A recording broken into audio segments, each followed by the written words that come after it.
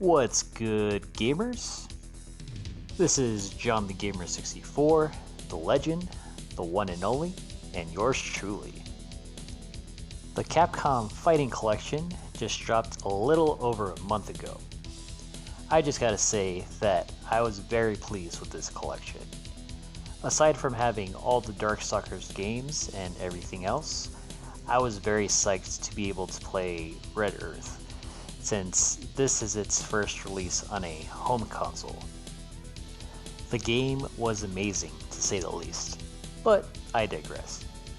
The subject of today's video is what if Capcom decided to release a 3D fighting collection, and what games should be in it. I present to you JohnDaGamer64's Capcom 3D Fighting Collection Wishlist. Now, this isn't in any particular order, nor is this a top list. Just games I would love to see in this fictional collection. So let's kick it off with my first pick. So this one may come off of left field considering this game was unreleased. That game is Capcom Fighting AllStars. I remember seeing the trailer for it and being super hyped. The crazy plot of Metro City disappearing in 12 hours had me intrigued, as did the interesting variety of characters, including Mike Hagar and Poison from Final Fight, Batsu and Akira from Rival Schools, and Hiryu from Strider. Not sure if this game was ever completed or not, but it definitely would be a trip to see. My next pick happens to be two of the greatest arena fighters of all time, Power Stone 1 and 2. At the time, both games were only exclusive to the Sega Dreamcast, and then eventually released on Sony's PSP. The premise of the game was simple. Other than beating the tar out of each other, you can collect 3 Power Stones that transform your character into a powerful being. In this state, you're capable of unleashing even more powerful attacks for a short period of time. The transformations and the super attacks were definitely a sight to behold. Each arena is riddled with weapons ranging from rocket launchers, guns, swords, flamethrowers, and many more. You could even use the environment as your weapon. Things got even better with Power Stone 2 with the inclusion of 4-player multiplayer, interactive environments, and much more. If both these games can end up on the PSP, then they should be included in this collection. Another arcade port turned Dreamcast exclusive, Techromancer is a 3D mech fighting game that draws heavy influences from mecha anime such as Mobile Suit Gundam, Neon Genesis Evangelion, and many more. The story plays out like this.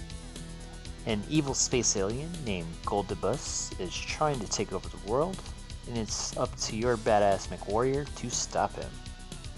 Each mech is equipped with weapons such as swords, lasers, bombs, guns, etc.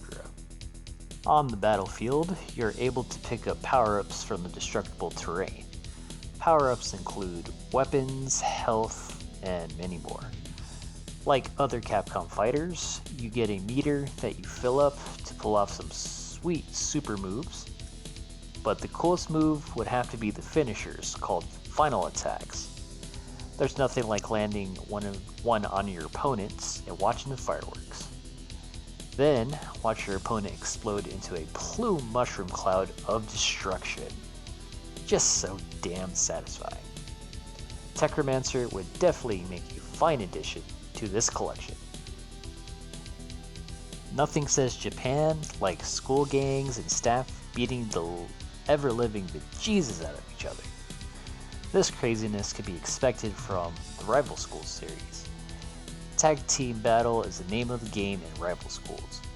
You choose 2 fighters and face off against another team in one-on-one battles. The most notable tag team mechanic in Rival Schools is the team-up attack. It ranges from a double team attack with both characters to increasing the selected character's health or super meter. After each round, you get the choice to switch to your other character. Each character's team-up ability is different, so experimenting is half the fun. In the sequel, Project Justice, there was a number of new team mechanics added that made the game better than ever. For instance, they now added 3 fighters per team instead of 2. That brings us to the new Party Up attacks. It's a more powerful version of the Team Up attack involving all 3 of your teammates. These brutal supers cannot be cancelled. Speaking of cancelling, you are able to cancel Team Up attacks this time around. If you get caught in one, at the cost of 1 super meter, you can initiate a minigame where if you attack your opponents first before the timer runs out, then you can cancel it. If you fail, then prepare for a beatdown. This adds a little more suspense to your battles. I would love to see both games make it to this collection. Once upon a time, Capcom shown a strong interest in making a Star Wars fighting game, but alas, LucasArts decided to do it themselves, and we got the very average Star Wars Masters of Terras Kasi. Mind you, none of the development team at LucasArts had experience with programming for the Sony PlayStation, nor making fighting games.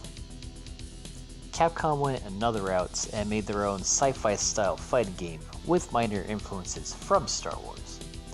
That game was known as Star Gladiator, a combo-heavy one-on-one 3D fighter. The combo system was pretty fluid and easy to pull off. My only gripe with it was that you couldn't transition from a combo into a plasma strike, which was this game's super move, more or less. Other than that, I loved everything about this game, from the amazing looking arenas to the crazy roster of characters, like Brimgal, a freaking space dinosaur man. Not only was that cool, but he had a club with a skull on it. He could breathe fire, and he had one of the most brutal combo finishers I dubbed the castration combo, where he grabs his opponent, spins them around while chomping, and then chomps their groin into a bloody and brutal fashion. I loved it. Capcom then released a sequel known as Plasmosaur, Nightmare of Bilstein, yet another Dreamcast exclusive. Man, I love the Dreamcast. Plasmosaur was a vast improvement over the original. They fixed the issue of not being able to transition a combo into a plasma strike, making the combat more seamless. They also give you a super meter to fill up and pull off these supers. Speaking of plasma strikes, this time around, every character gets 2. Every time you pull one off, you're treated to a nice and flashy background that looks like you're traveling through hyperspace. Pretty cool. Plasma Field is another new mechanic where at the cost of 1 super meter, you get a timer and a super ability. Depending on who you play as, these abilities range from stopping time to turning gigantic, and many more. Plasma Sword was definitely a great sequel, but my only gripe is the lack of space dinosaurs. Why'd they do my boy Rimgal like that? Anyways, both games deservedly need to be included in this fictional collection. This next pick might be controversial, but I don't give a damn. After all, this is my list. That game is Final Fight's Revenge. Only released in Japan, Final Fight Revenge was the last Sega Saturn game to be released on the console. When I heard that they made a Final Fight fighting game, I just knew I had to buy a Sega Saturn along with the pseudo Saturn carts that allowed you to play imports as well as burnt games. Going into the game, I knew it was going to be a campy fighter. And you know what? That's what I love about it. It's a fighting game not meant to be taken seriously, but to have fun with. The gameplay takes it to heart with the ability to pick up weapons. Various weapons you can pick up are guns, knives, swords, bazookas, flamethrower, and much more. And a lot of these weapons weren't even in the original Final Fight, except the pipe, knife, and katana. But man, are they fun to use. Plus you can carry up to 3 at a time. The goofiness doesn't stop there. Some of the fighters' super moves are pretty silly, like Relento turning into a helicopter, gunning down his opponent while they run in fear, Poison blowing a kiss, which initiates a sexy photo shoot if it lands, and many more. The last awesome bit about this game is the final boss, who happens to be a zombie version of that Belger guy that Cody knocked out of the window. You can also knock off his limbs and use them as weapons. You gotta love the campiness of this game, which is why this game should be in this collection. Before I end this video, here are some honorable mentions.